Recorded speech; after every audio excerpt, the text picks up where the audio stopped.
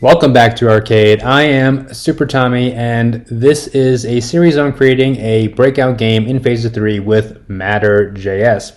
Now, in the last part, we created a paddle, and we've now created a method to attach a ball to a paddle so that when you move it around, the ball moves with the paddle.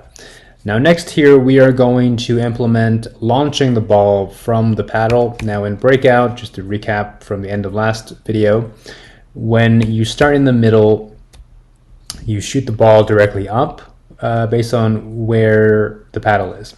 And then if you're on the left, it'll be a different angle, and if you're on the right, it'll be a different angle. So we're going to do the same thing, and we are going to launch the ball from the paddle. So we'll do the simple launch first and just simply send it up. So let's just make a launch method here. So, and if there is no ball, so let's just say you for some reason call the launch method on the paddle, but there's no ball attached, it will do nothing, since it can't launch a ball that it doesn't have. Now, if it does, what we're going to do is this.scene scale. We're just going to use the middle of the screen as the other point to work from. Well, actually, we're doing the simple one first, so let's just skip this. We will have to use that. Okay, ball, I've just gotten ahead of myself. Dot set velocity y. And let's just say -5. So -5 should be up. Go over here. So we're going to use the space key. Now we use the phaser keyboard cursor keys so that we can, so which is the arrows up, left, down, and right, as well as the space bar. So this dot cursors dot space dot, so we actually only want it for just down, so we can do, I don't think we can do just down here, right? No. So we need to do phaser dot input dot keyboard dot just down. And then we pass in the key, which is this. Const is space just down. I mean, I guess we can just call it space just down. Okay. So now we said here, so just down is expecting a key, but space is a key or undefined. So we're saying with the exclamation mark that this is indeed a key and is not undefined. That gets rid of the TypeScript error. Okay, so if space just down, then we want to launch the ball. So this dot paddle dot launch. Ta-da! Well, that is fairly slow. All right, look at that. So we need to no longer be controlling the balls. Why? This is not very fun. I mean, it's weird. So, but after we launch the ball here, we're also going to go this dot ball undefined. So we no longer control the ball, we're getting rid of control of the ball. So let's do it again. There we go. Dribble. So I think if we have it just right, yep. So matterjs with the physics, it handles that sort of complicated rounded corner collision, which is nice. Okay, so that is the very simple launching it straight up. 5 seems a wee bit slow, doesn't it? 8. That's better. What just happened there? Matter physics is also not perfect, but it is pretty good. Okay, so now let's go back to the case where if you're on the right side or the left side, we're going to launch it at an angle. And so this is where we want the center of the screen. And so you've seen this in the last video. We're going to do some object destructuring on the scale manager. So this dot scene. Oh, no. That okay. So this dot scale is the actual scale of the game object. This dot scene dot scale is the scale manager. Let's see here. Okay. And then so now we want x is going to be half width. Y is going to be half height, which is the center of the game right here. And what are we going to do here? We want to create a vector to the center of the screen. So this is the center of the screen. Minus, is that right? So we have to invert it. Let's see. So this is correct. This would be less. This would be more. I think. Let's just do it. This dot ball dot x vy. This dot ball dot y. Okay. So we want to normalize it. Let's create a vector. New phasor dot map dot vector to vx vy. So we want to normalize it so that we can get just the direction. We don't really care about magnitude here, because so when we're doing here, this x minus ball x and y minus ball y, we're going to also have a magnitude because it's like a specific distance from this point. We only care about direction, and then we can scale it to 8, and then we will set velocity to be vec x, vec y, vec y. Let's see if that's right. So this should be up. Great. Okay, I gotta recatch. Look at that. That's what we want. Just hit it. Refresh, reload. Okay, and from here it should go left. All right. So there we go. So what we did here, we can actually make this better too. Just do this so you can better read it. We're creating a vector based on where the ball is and the center of the screen. Then we normalize the vector to get only the direction. Then we scale that vector to 8. We were moving it by 8 before. This seemed like a good speed or magnitude for the vector. So we do all that.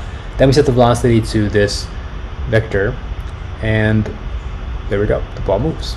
So it's always going to be moving towards the center. Now you can make different versions of this as you want. This is a simple one, and we are going to leave it at that here. So that's pretty good. So now you see we're going to do it where the ball should not hit the bottom of the screen. So in Breakout, when the ball falls to the bottom of the screen, it should reset itself. And when it resets itself, it's going to basically attach itself to the paddle. So let's go to game, and we are going to not go to game. We're going to go to main TS. If you remember from part 1, we talked about how we're not going to want the bottom. So let's say false. And now if that happens, you should see that it's just going to go. So then we're bouncing. But it will go on forever. We don't want that. So instead, we need to check in update if the ball is less than some amount past the bottom of the screen. So we can actually delete this since we have our paddle class. So this ball, this ball. So let's make a class property for the balls. So private ball. This would be a phasor.physics.matter.image. So this dot ball. And then this.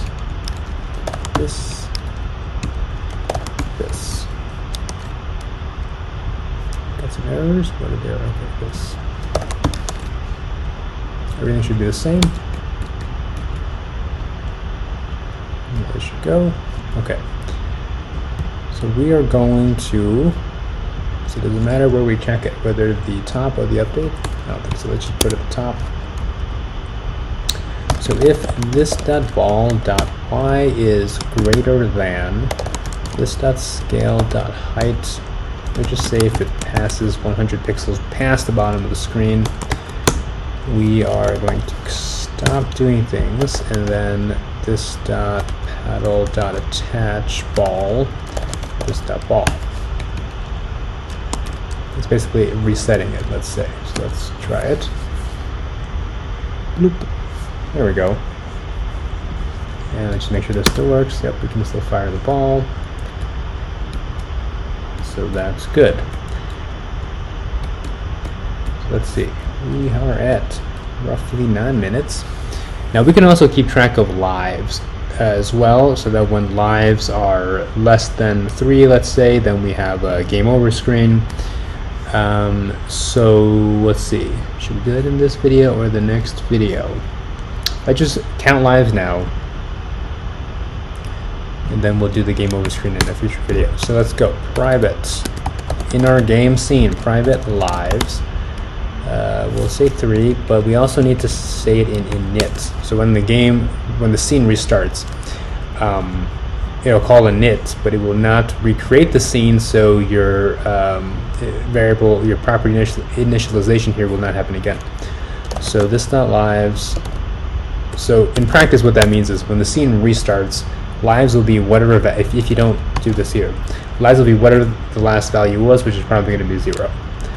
So you just make sure you want to reinitialize your variables in the init method. Okay, now when this happens, you want minus minus this dot lives. Okay, so let's real quick here. We're going to add a text. This dot add dot text. We're going to put it at the top corner here. Let's see, 1010. Text is going to be lives.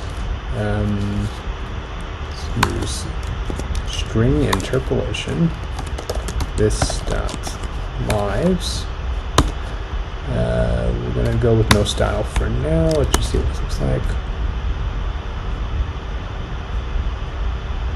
1010. That is not where I expected 1010 to be. 0.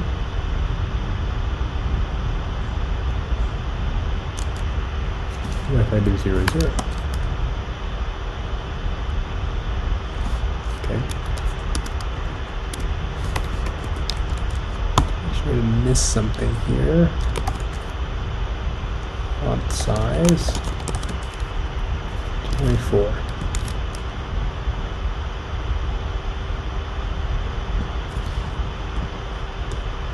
Now why exactly? That's weird. That's not expected. Let's just restart the server right now. That's probably not the case. Let's see if there's any errors. Console. Show me the console. Nope.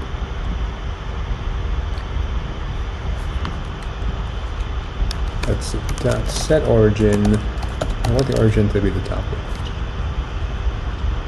And it is still over there. Well, that is very odd. We'll do minus 100.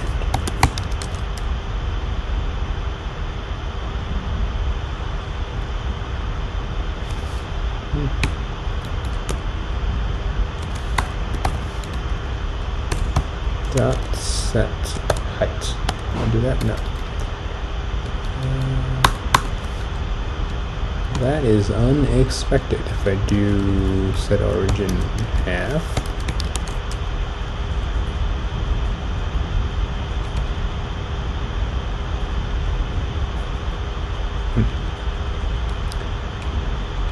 if I do, let's see.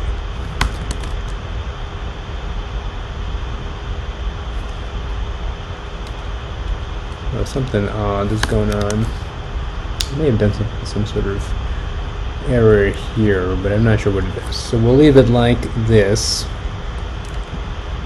That's our live. So we're going to want to update this when we lose lives. So let's create another class property up here to hold our lives label. Let's call it that, and it will be phaser dot gameobjects dot text. And this also, trust me, it exists. This dot lives label.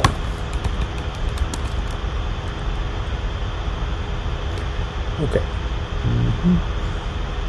So when this happens, we're going to want this dot lives label dot text equals to lives. This dot lives. Let's just see if that works. 2. Great. 1, 0. And I believe this then would be when you're dead, right? Let's just check. So 1, 2. Oh no, when it gets to 0, you're dead. 2. You got 3 tries, and now you're dead. Okay, now we will implement a game over screen and a windscreen in a later part. That is all for this part. Now in the next part we are going to add some blocks so that we can break them. This is, after all, Breakout.